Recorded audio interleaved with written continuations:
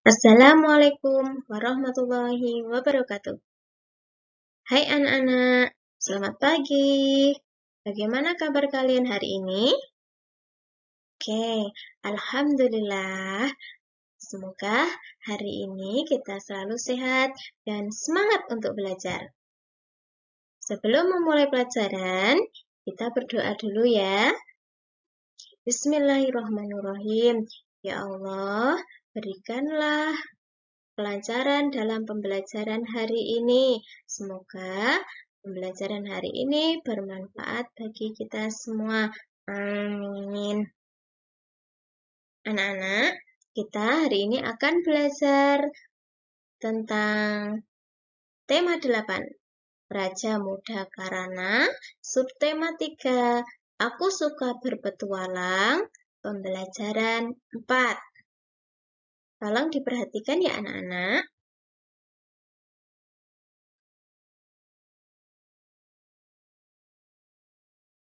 Kekayaan Indonesia. Indonesia dianugerahi perairan yang luas. Pemandangan bawah laut Indonesia sangatlah indah. Indonesia memiliki kekayaan laut yang paling beragam di dunia. Perairan menjadi sumber mata pencarian bagi penduduk pantai. Ikannya yang melimpah sangat bermanfaat bagi kehidupan manusia. Ikan dapat menjadi sumber makanan yang bergizi. Keindahan laut juga dapat menjadi tempat wisata yang menarik. Laut dapat menjadi tempat yang menyenangkan untuk istirahat. Laut juga dapat menjadi mata pencarian bagi pengelola wisata. Kebiasaan masyarakat di dekat laut berbeda dengan masyarakat di pegunungan. Penduduk Indonesia sangat beragam wilayah tempat tinggalnya. Keberagaman tempat tinggal merupakan keberagaman pula kebiasaan masyarakatnya. Hal ini menyebabkan keberagaman rumah adat yang ada di Indonesia. Hal ini pula yang menyebabkan keberagaman pakaian adat di Indonesia.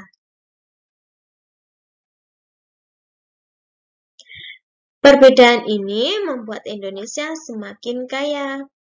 Walaupun berbeda kebiasaan, masyarakat Indonesia tetap rukun dan damai.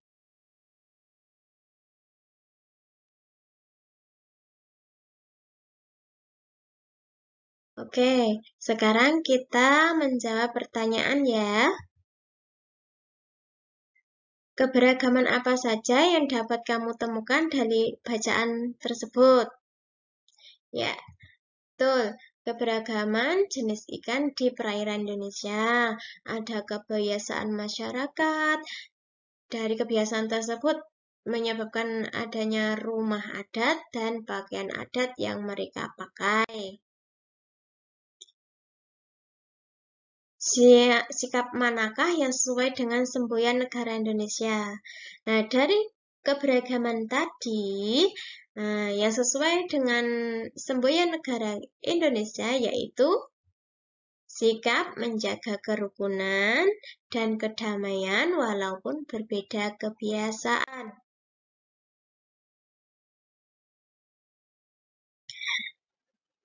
Apa semboyan negara Indonesia? Bhinneka Tunggal Ika, artinya walaupun berbeda-beda tetapi tetap satu jua. Sama halnya yang tadi ya, walaupun kita berbeda rumah adat, berbeda pakaian adat, berbeda lokasi, berbeda suku, tetapi kita tetap satu, yaitu Indonesia.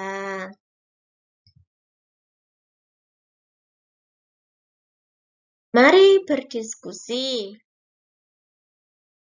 Wawancarai teman sekelompokmu ya. Kemudian tanyakan ikan kesukaan teman-temanmu. Sampaikan informasi keberagaman yang ada di kelompokmu.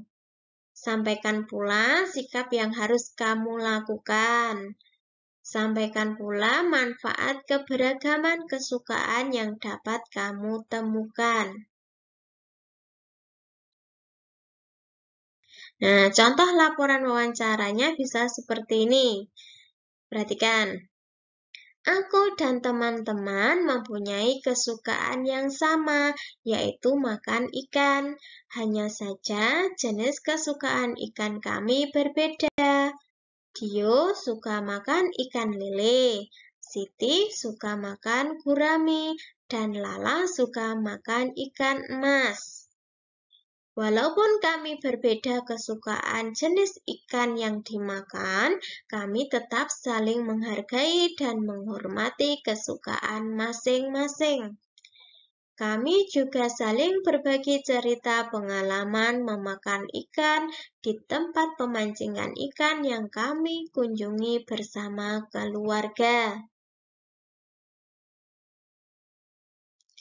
Setelah melakukan wawancara dan bercerita tentang pengalaman kamu memancing di tempat pemancingan, saat menangkap ikan di pemancingan, apa yang kamu gunakan? Ya, yaitu kail atau pancing ikan. Kira-kira pancing ikan itu aman enggak untuk para ikan dan lingkungannya? Ya, aman. Kalau menggunakan pancing ikan itu aman, tidak merusak habitat atau tempat tinggal ikan. Yang terkail, yang tertangkap hanya 1-2 ikan saja, tidak semua ikan yang tertangkap. Dan yang ditangkap itu juga terbatas. Namun ada juga para nelayan yang tidak bertanggung jawab yang menangkap ikan dengan menggunakan alat yang berbahaya. Contohnya menangkap ikan dengan bom, dengan racun, dengan strom listrik. Itu sangat berbahaya dan merusak kelestarian ikan dan merusak lingkungan tempat hidup ikan. Menangkap ikan itu harus ada aturannya. Aturan dibuat agar kekayaan laut tetap terjaga.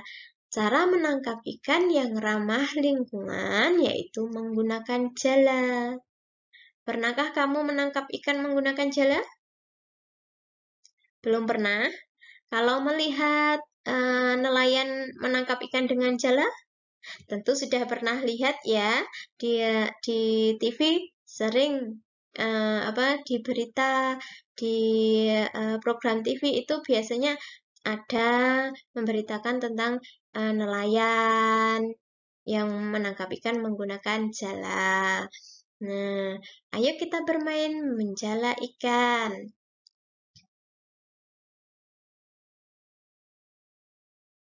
Ya, ini adalah permainan menjala ikan. Cara bermainnya, 1. Gambarlah garis batas wilayah permukaan menggunakan kapur. Semua pemain harus berada di dalam garis batas. Kalau dalam gambar ini, area atau wilayah bermainnya berbentuk lingkaran. Cara yang kedua yaitu tentukan 4 pemain sebagai jala dan yang lainnya sebagai ikan. Yang ketiga, jala harus tetap bergandengan tangan dan ikan bebas bergerak dengan ketentuan selalu berada dalam garis batas. Jadi tidak boleh keluar dari wilayah permainan. Yang keempat, setelah diberi aba-aba, jala bergerak menangkap ikan. Sebaliknya, ikan bergerak menghindari tangkapan jala. Ikan yang tertangkap akan bergandeng tangan menjadi jala dan menangkap ikan lainnya. dan seterusnya sampai ikan tersebut habis. Bagaimana perasaanmu setelah bermain ikan? Menyenangkan bukan?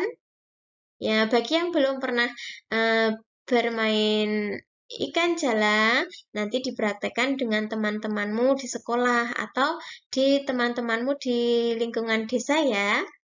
Pasti sangat menyenangkan.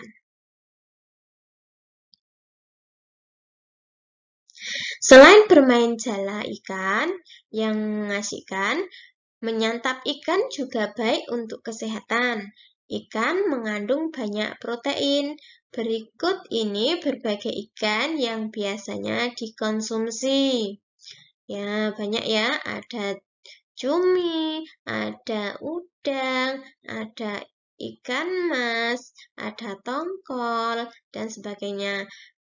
Apakah kamu suka makan ikan tersebut? Kira-kira di mana kamu dapat menemukan penjual ikan tersebut? Ya, betul. Biasanya berada di pasar ikan. Di pasar ikan pasti banyak.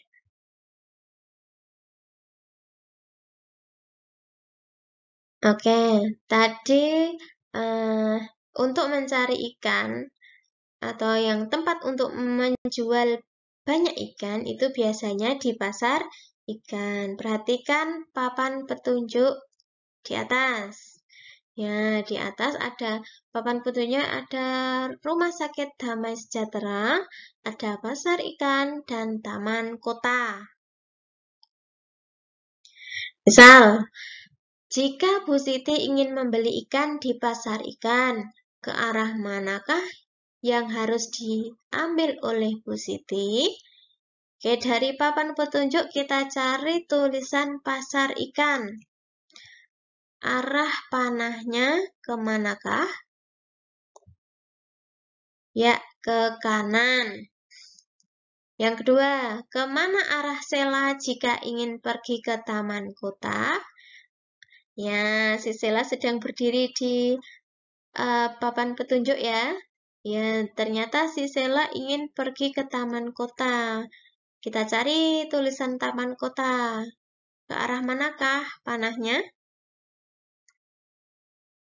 Ya, arah panahnya ke arah kiri. Yang ketiga, kemana arah Pak Budi jika ingin pergi ke rumah sakit? Kita cari tulisan rumah sakit. Rumah Sakit Damai Sejahtera. Arah panahnya ke atas. Berarti Pak Budi harus lurus ke depan. Nah, itulah tadi cara membaca papan petunjuk arah.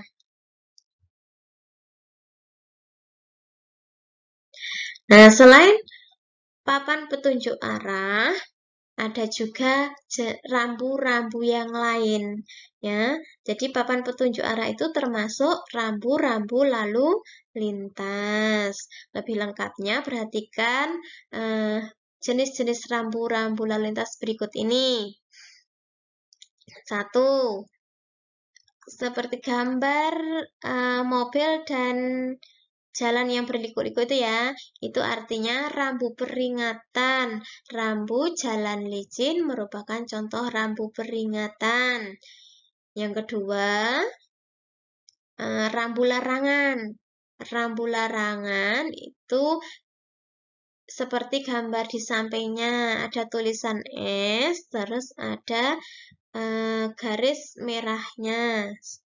Itu artinya dilarang stop. S itu stop atau dilarang berhenti. Nah, gambar samping itu adalah contoh rambu larangan. Biasanya garisnya merah dan ada garis miringnya. Terus yang ketiga yaitu rambu perintah. Berarti wajib ya, harus. Nah, seperti gambar di samping. Berwarna merah berarti itu perintah. Terus ada arah panah belok ke kiri. Berarti wajib berbelok ke kiri. Itu adalah rambu perintah. Yang keempat ada rambu petunjuk seperti tadi. Ya, papan petunjuk arah. Ke rumah sakit sejahtera, ke pasar ikan, ke taman kota. Itu adalah rambu petunjuk. Ayo kita berlatih cara membaca papan petunjuk arah ya. Oke. Untuk menuju ke kebun binatang harus belok kiri. Berarti kamu cari arah panah yang belok kiri. Yang mana?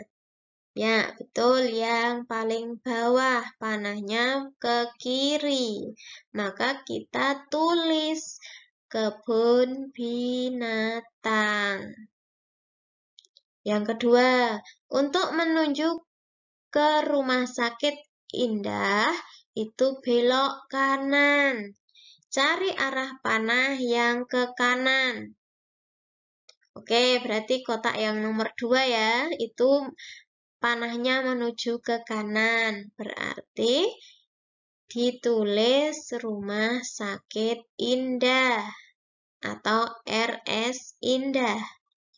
Yang ketiga, untuk menuju ke sekolah Nusantara harus lurus mengikuti jalan. Kita cari arah panah yang lurus ke depan. Ya, betul, yang paling atas. Kita tulis Sekolah Nusantara. Ya, seperti itu ya anak-anak, kalau mau membuat papan petunjuk arah. Oke, pembelajaran hari ini cukup sekian. Terima kasih. Semoga pembelajaran hari ini bermanfaat untuk kita semua. Jangan lupa tetap jaga jarak, selalu cuci tangan, makan makanan bergizi agar kita selalu sehat. Wassalamualaikum warahmatullahi wabarakatuh.